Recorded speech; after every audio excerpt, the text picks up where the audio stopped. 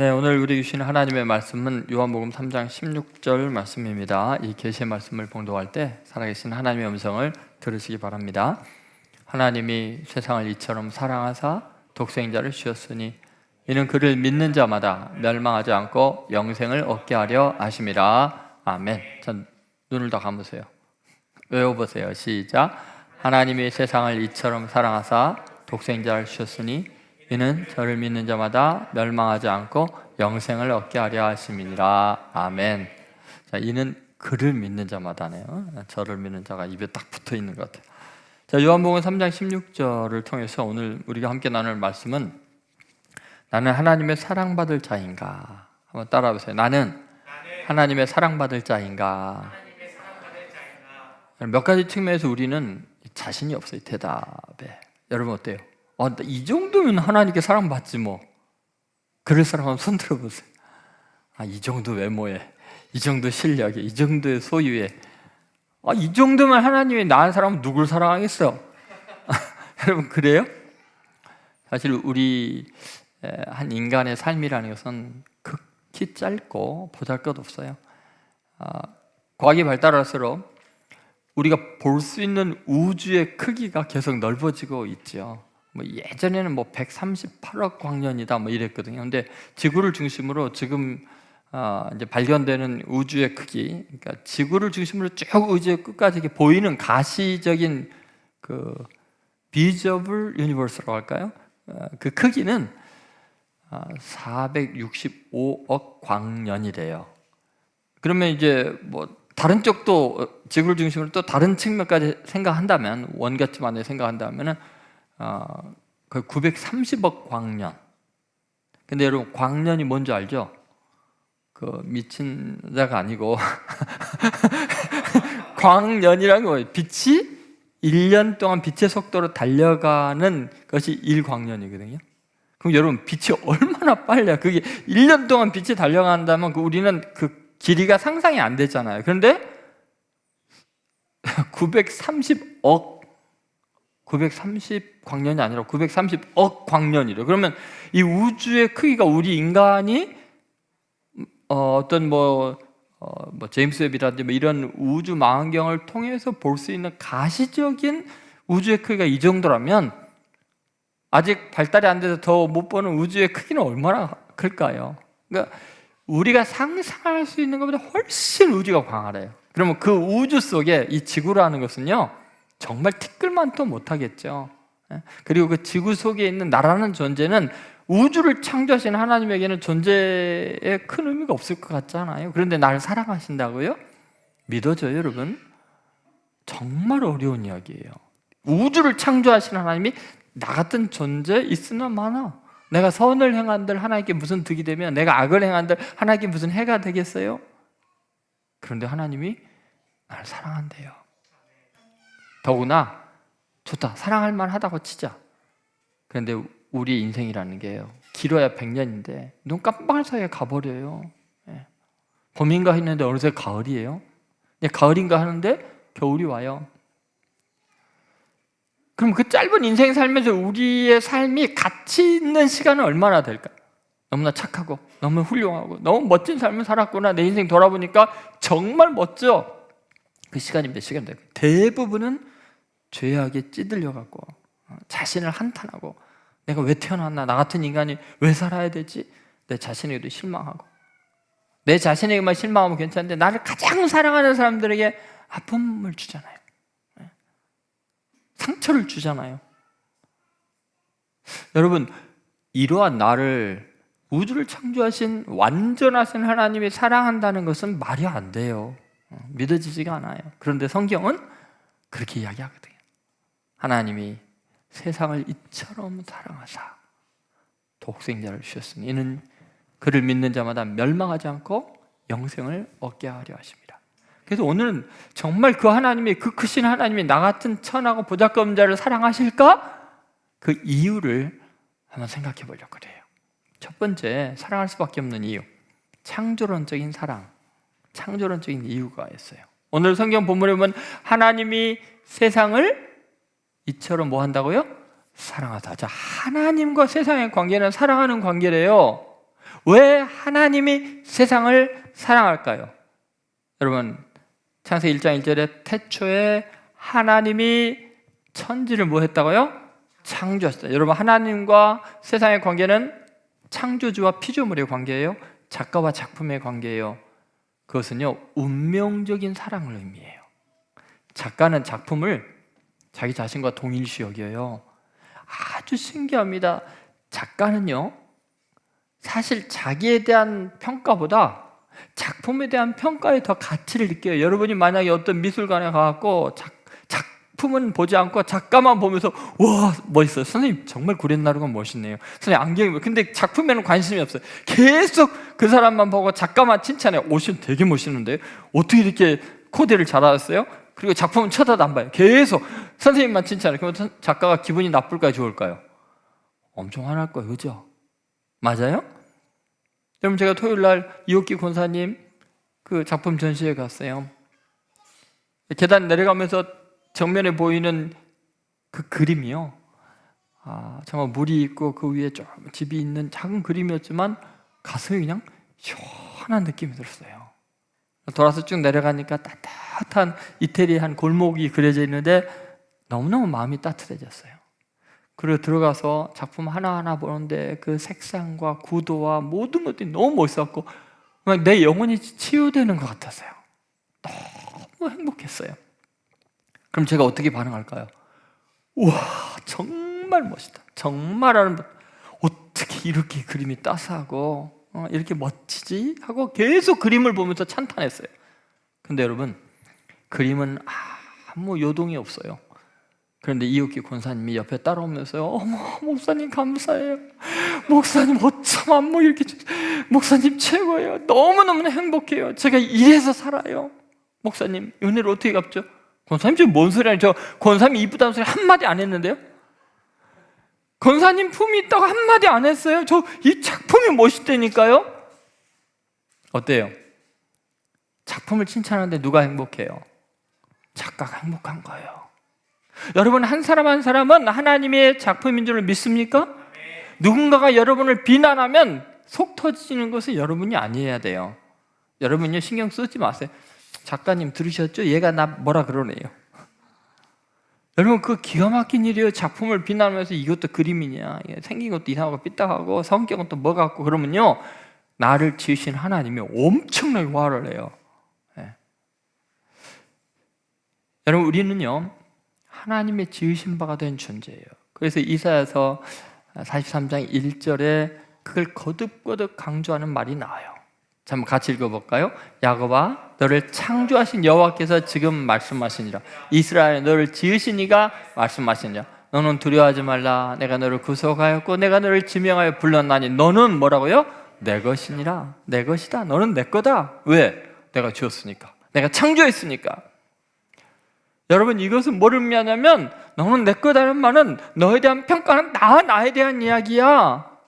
나는 너를 볼 때 너의 운명이 내 운명이랑 마찬가지로 느껴져.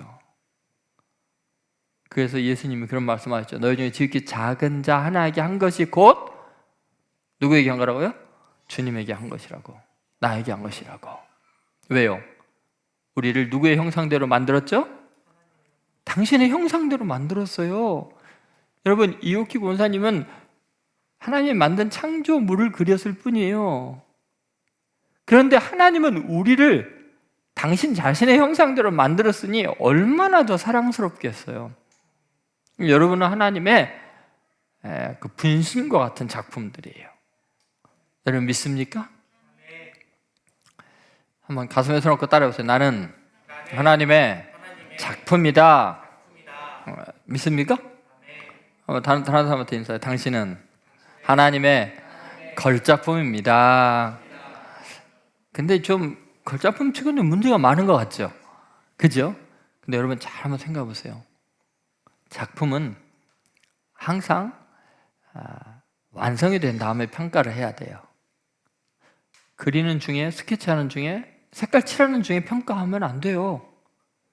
뭐를 만들 때 뼈대를 보고 평가하면 안 돼요. 완성이 된 다음에 평가해야 돼요. 그런데 여러분, 어떤 작품은요 그냥 스케치 중인데 뼈대만 만들어진데도 엄청나게 사람들이 비싼 값으로 그거 살려고 애를 쓰는 작품들이 있어요. 어떤 작품일까요? 네, 예를 들어 레오나르도 다빈치의 스케치 어떨까요? 지금 값이 제가요 완성한 것보다 비교가 안 되게 비쌀 거예요, 그죠? 미켈란젤로가 좋아하다가 마른 작품 어떨까요? 이건 뭐 값으로 매길 수가 없는 거예요. 여러분, 하나님이 미켈란젤로보다 못합니까? 다빈치보다 못합니까? 여러분 지금 완성이 됐어요? 안 됐어요. 그러면 여러분 아직 뼈대 만든 중도 있고 지금 지륵 붙이는 중도 있을 수 있어요. 지금 스케치하는 중일 수도 있어요. 그런데 여러분을 지으신 이는, 여러분의 작가는 하나님이세요. 그분은 실패하지 않으세요. 그분의 작품 자체는 어떤 값으로도 매길 수 없어요. 그래서 예수님이 너의 생명이 뭐냐? 응? 온 천하보다 귀하다. 믿습니까? 그러니까 여러분, 우리는요 하나님의 작품이라는 게 잊지 않아야 돼요. 여러분은 작품이에요, 제품이에요? 그냥 쉽게 대답할 수 있어요? 그렇죠? 여러분 작품이에요, 제품이에요? 작품이에요. 왜요? 작품은 세상에 하나밖에 없는 거고 제품은 세상에 많아요. 근데 작품은 똑같으면 불량품이고 모조품이고, 제품은요 다르면 불량품이에요. 다 똑같아야 돼요. 자, 우리 인간은 어때요? 놀라우리만치 달라요. 쌍둥이도 달라요. 왜요? 작품이니까 그래요. 같을 수가 없어요. 여러분이 살아온 삶의 여정들, 여러분의 유전적인 요소들, 여러분이 경험하는 세계들 너무너무나 달라요. 그래서 여러분은 유니크한 존재예요. 세상에 하나밖에 없는 존재예요. 그래서 값진 거예요. 하나님의 작품으로서 유일한 존재예요. 믿습니까? 남 부러워하지 마세요. 비교도 하지 마세요. 여러분이 여러분 존재 자체를 세상에 하나밖에 없는 가장 귀한 것인 줄 믿습니다. 그러니까 여러분 이제부터는 누가 여러분에게 평가하는 것에 대해서 너무 신경 안 써도 돼요. 왜냐하면 작가가 알아서 처리할 거예요. 내 작품에 대해서 네 함부로 말하지 마. 누가 실망을 해요? 감히 나한테. 내가 누구의 작품인데, 하나님의 작품인데 실망해봤자 자기 안목 없는 것만 드러내는 거예요. 작가가 누군지도 모르고 까부는 거예요. 여러분 자신도 마찬가지죠. 나는 하나님의 걸작품이라는 믿음이 있어야 돼요. 다시 한번 고백하세요. 진심으로 고백하세요. 여러분 믿습니까? 여러분 자신이 하나님이 당신의 형상대로 만든 작품인걸? 그러면 그분이 언젠가 완성할 거 믿습니까? 그러면 이렇게 고백하세요. 하나님, 나는 당신의 걸작품입니다. 또 다른 사람들에게 진짜 고백해 보세요. 좀 아직 아닌 것 같지만 고백해 보세요. 당신은 하나님의 걸작품입니다. 단 공사 중이군요. 네, 작업 중이군요. 그러니까 여러분 그냥 있는 모습 그대로 인정하세요. 여러분의 가족들, 여러분의 친구들, 여러분의 교우들 아직 상처투성이 같고 까칠까칠한 것 같아도요, 주님이 완성할 날에 여러분은 너무나 놀랄거려. 그동안 몰라뵙고 죄송합니다. 이 위대한 작품을 정말 죄송합니다. 여러분 예수님 오실 때 우리는 호련히 변화돼서 정말 완성이 될 날이 있을 거예요. 믿습니까? 그래서 겉사람은 후패하지만 우리의 속사람은 날마다 새로워지는 거예요. 그래서 주님 오실 그날에 우리의 속사람이 완전하게 드러나는 순간 나도 나를 보고 놀랄 거예요. 천군천사도 부러워할 거예요. 남들은 기절할 거예요. 정말 이렇게 멋진 존재를 내가 그동안 함부로 말했구나. 그렇잖아요, 여러분. 군뱅이일 때 매미일 걸 상상이나 했겠냐고요. 여러분 벌레일 때 나비가 될 걸 상상이나 하냐고요. 근데 그 격차가 너무나 심하잖아요. 물벌레인데 잠자리가 된다는 거 상상을 못할 정도로 우리는 새로워져요. 그래도 여러분 자신에게도 절대 절망하지 마세요. 가끔가다 그런 생각이 들어요. 제 자신에 대해서 스스로가 왜 이 정도밖에 안 될까? 사람들이 기대하는 내 자신의 모습과 내 현실의 순간순간의 감정이나 행동이나 생각이나 이런 것들이 너무나 못 미치잖아요. 그런데 여러분 아무 걱정 안 해도 돼요. 왜요? 그냥 살아만 있으면 어느 날 주님이 오시는 그때에 호련히 변화될 때는요, 사람들의 기대치는 아무리 높게 잡아도 그 변화된 모습에 미치지 못할 줄 믿습니다. 나는 하나님의 작품이니까. 여러분 절대 혼자 살아가는 게 아니에요. 하나님의 손길이 여러분의 삶을 움직이고 있고 만지고 있다는 걸 믿으시기 바랍니다. 네. 그러니까 하나님이 사랑하는 거예요. 네. 그냥 동일시 여길 수밖에 없어요. 자, 두 번째, 하나님이 우리를 사랑할 수밖에 없는 이유. 구속론적인 사랑에 구속론적인 이유가 있죠. 자, 하나님이 세상을 이처럼 사랑하사, 그 다음 뭐라 그랬어요? 사랑하니까 뭐예요? 독생자를 주셨다는 거예요. 여러분,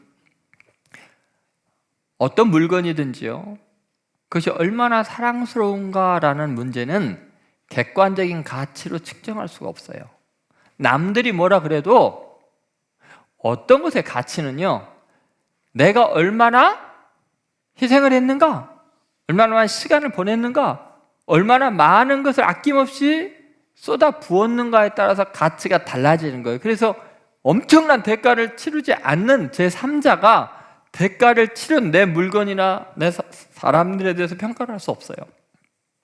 무슨 말인지 이해가 되세요? 자, 이제 한번 생각해 봅시다. 제가 몽블랑 만년필을 대학원생 때 하나 샀어요. 74만 원 주고. 미쳤죠? 어떻게 샀냐? 학교 식당에서 알바를 하면서 한 달에 10만 원씩 10개월 동안 모았어요. 그래서 저는 어차피 글 쓰는 걸 좋아하니까 만년필을 되게 좋아했어요. 그리고 평생 가질 만년필로 하나 산 거예요. 근데 그날 잊어버렸어요. 산 날. 제가 어땠을까요? 잠잤을까요? 속이 터지죠. 그러니까 요새도 여전히 흘리고 다녀요. 제 주위에 따라다니면 막 주술 게 많을 거예요. 그런데 여러분, 제가 잠을 그날 잘 잤을까요? 못 잤어요. 멍청한 놈, 바보. 어떻게 인생이 넌 이러냐? 응? 여러분, 생각해보세요. 10개월 동안 고생하고 뭐하고 정말 샀는데 그걸 그날 잊어버릴 수가 있냐고요. 어떻게. 그날 제가 필통 속 다, 가방 속 뒤지고 호주머니 뒤지고 지나간 길 다 뒤지고 학교에서 결국은 친구들 가방도 멀리 뒤져보고 별짓 다 했어요. 못 찾았어요. 그리고 한 20년이 넘었나요? 제가 호주 시드니에 부흥회를 갔다가요, 산책을 가는데 뭐가 발파서 미끄러질 뻔했어요. 보니까 그 만년필이 거기 시드니에 가 있는 거예요. 산책길에. 몽블랑 만년필은 뭐 한두 개겠어요. 똑같이 생긴 녀석이에요. 제가 얼마나 반가웠겠어요. 그날 또 잊어버렸어요. 제가 그날이요, 잠을 잤을까요, 못 잤을까요? 잘 잤어요. 근데 값이 똑같을 거 아니에요. 아니면 더 비싸졌게도 10년 후니까. 근데 그날은 참 잘 잤어요. 왜요? 주신 거거든요. 대가를 지불하지 않는 거거든요. 그럼 객관적으로 볼 때는 가격이 똑같지만 개인적으로는 10년 전에 잃어버린 그때 그 만년필과 이 만년필은 제품이라 똑같아야 되는데 내게는 완전히 가치가 다른 거예요. 여러분, 한 사람 한 사람이 왜 하나님께는 귀할 수밖에 없냐면, 하나님이 여러분을 창조하실 뿐만 아니라 창조한 이후에 여러분이 망가지고 죄짓고 타락할 때 우리를 구속하기 위해서 엄청난 대가를 치른 거예요. 그 많은 선지자들을 보내고 마지막 날에는 예수 그리스도를 희생해서 우리를 죄값을 치르고 값으로 산 거예요. 값으로 산 거라고요. 대가를 치렀는데 그 외아들을 아끼지 아니하시고 우리 모든 사람을 위해서 내어주셨어요. 그러니까 여러분, 한 사람 한 사람의 값은 뭐예요? 예수 그리스도예요. 여러분 생각해 보세요. 창조할 때 우리는 하나님이 피 한 방울 안 흘리고 말씀으로 흙으로 우리를 빚으셨어요. 그런데 타락한 우리를 구원하기 위해서는 엄청난 대가를 치러야 됐어요. 그러니까 창조적인 사랑보다도, 작가의 사랑보다도 구속주의 사랑이 더 큰 거예요. 여러분, 이렇게 엄청나게 자기 외아들을 희생해서 산 우리들을 사랑하지 않을 수 있겠어요? 사랑 안 하는 건 불가능해요. 여러분, 엄청난 구속론적인 사랑의 대상이라는 것을 잊어서는 안 돼요. 여러분, 하나님께서 얼마나 오랜 세월을, 2000년 동안을 여러분을 기다리신 거예요. 지금 독생자를 십자가에 못 박고. 여러분, 생특별히 어린 왕자의 그 이야기를 한번 써야지. 그 조그만 행성에서 장미꽃 한 송이를 키우면서 바람을 막아주고 벌레를 잡아주고 온갖 투정을 다 들어주면서 얼마나 극진히 키웠어요. 장미꽃 한 송이, 세상에 하나밖에 없는 그것.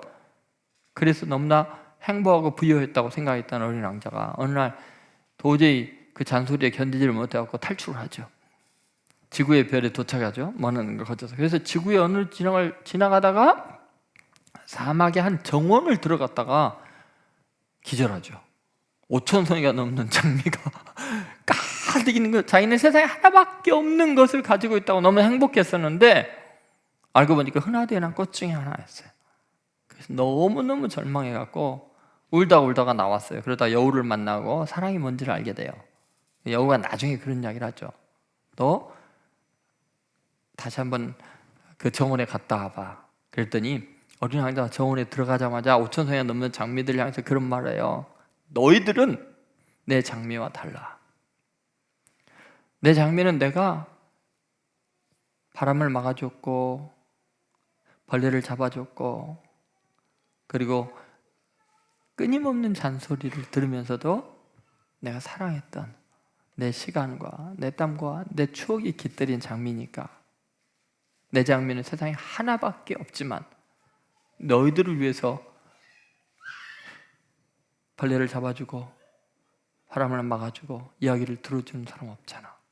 내 장미는 세상에 하나밖에 없는 가장 귀한 거예요. 여러분, 하나님께서요, 여러분 한 사람 한 사람을 볼 때 얼마나 귀하게 여기시는지, 여러분의 투정, 여러분의 기도 소리, 찬송 소리, 여러분 인생의 여정 속에 한순간도 눈을 뗀 적이 없이 사랑하고 사랑한다고, 그리고는 그 외아들까지 희생해서 여러분을 구원했다면 여러분은 하나님께 사랑받을 수밖에 없고 포기할 수 없는 사랑의 대상이라는 것을 결코 잊지 마시기 바랍니다. 그래서 구속론적인 사랑은 창조론적인 사랑보다 더 큰 거예요. 자, 마지막으로 목적론적인 사랑, 목적론적인 이유가 있어요. 여러분, 어떤 작가든 어떤 기능사건 어떤 것을 만들 때는요, 목적이 있어요. 더구나 그것을 망가졌는데도 불구하고 엄청난 희생을 통해서 다시 복귀시키고 구속한 것은 더욱 목적이 있기 때문이에요. 여러분, 한 사람 한 사람의 존재는 하나님께는 굉장한 목적이 있어요. 그것은 하나님이 여러분에게 하나님의 이름을 걸고 있어요. 하나님의 영광이 여러분을 통해서 드러나기를 원해요. 여러분이 절망 가운데 죽을 수밖에 없을 때 여러분을 구원하신 그 하나님의 놀라운 사랑과 능력이 하나님의 영광이에요. 예수님이 그렇게 기도하자 십자가를 지러 가기 전에 아버지, 이제 아들을 영화롭게 하사 아들로 아버지를 영화롭게 하게 하옵소서. 무슨 말이냐면 그 완전하신 하나님, 부족함이 없으신 그 하나님이 엄청난 희생을 통해서 우리를 사랑하시고 우리를 구원하실 때 그때 하나님의 영광이 온 우주 가운데 충만해지는 거예요. 창조주 하나님, 역사의 주권자인 그 하나님이 얼마나 사랑이 많으신 분인지를 입증하는, 그래서 온 우주 만물 창조된 피조물들이 하나님의 크심과 그 큰 사랑과 은혜를 찬양할 수밖에 없게 만드는 하나님의 영광의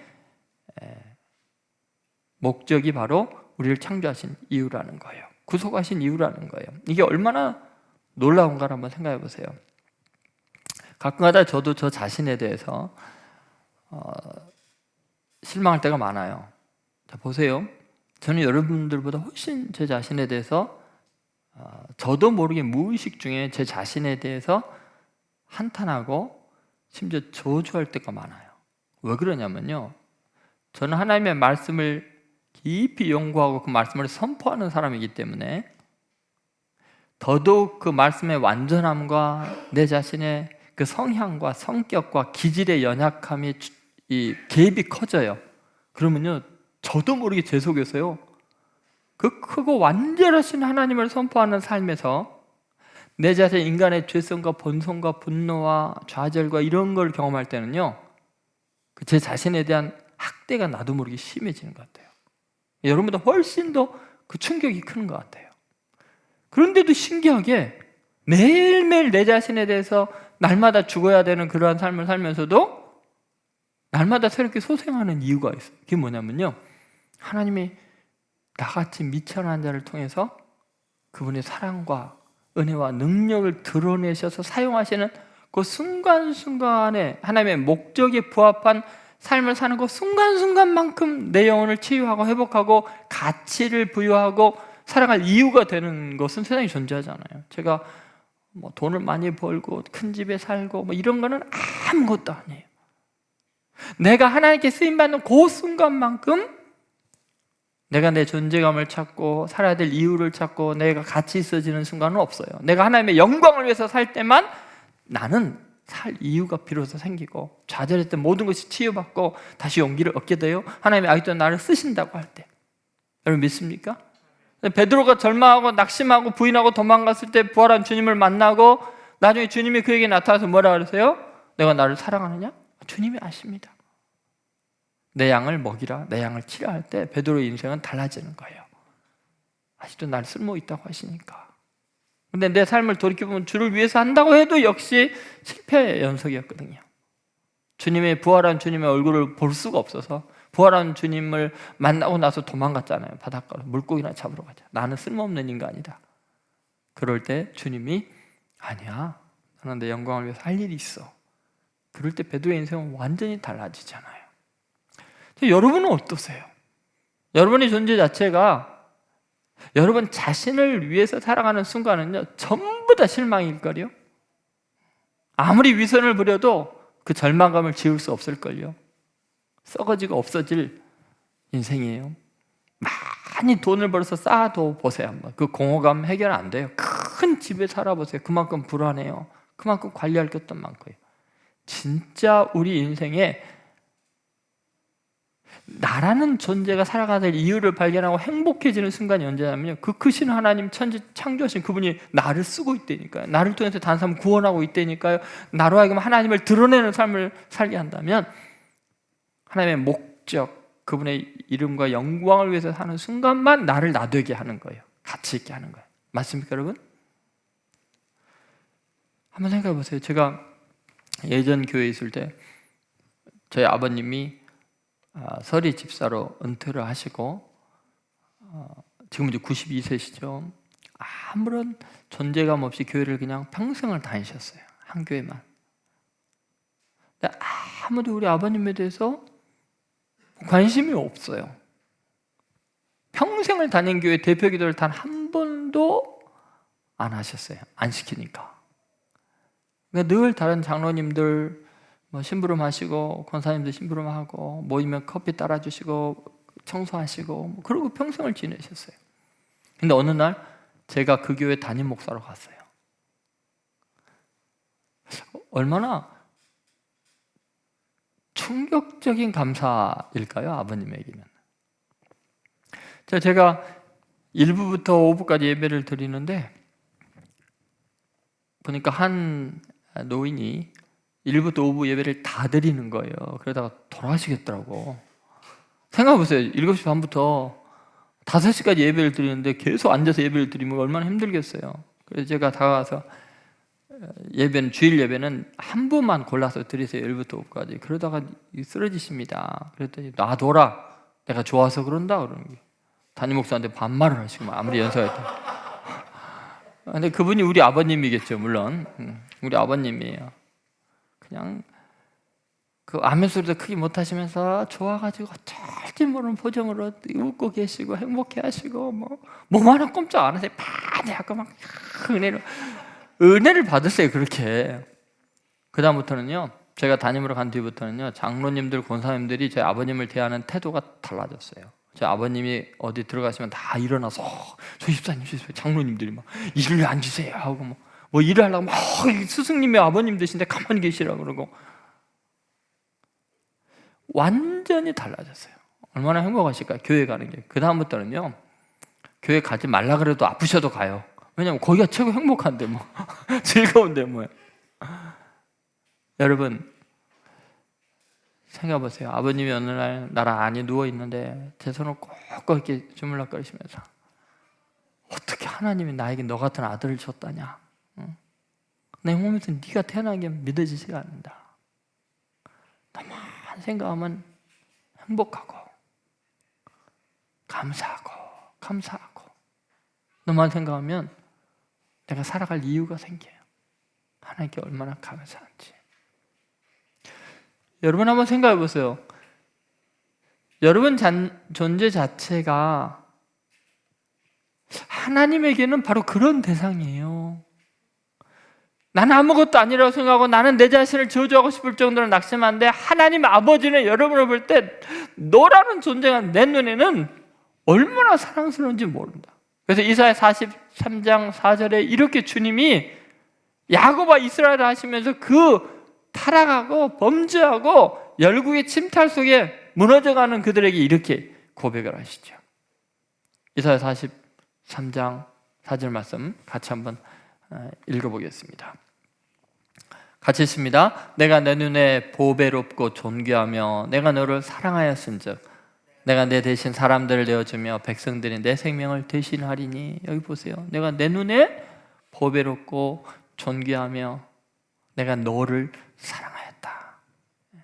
왜냐하면 하나님의 영광이니까. 7절에 보면 바로 우리에게 분명한 목적이 있는 하나님의 이유가 나와 있어요. 같이 있습니다. 내 이름으로 불려지는 모든 자 곧 내가 내 영광을 위하여 창조한 자를 오게 하라.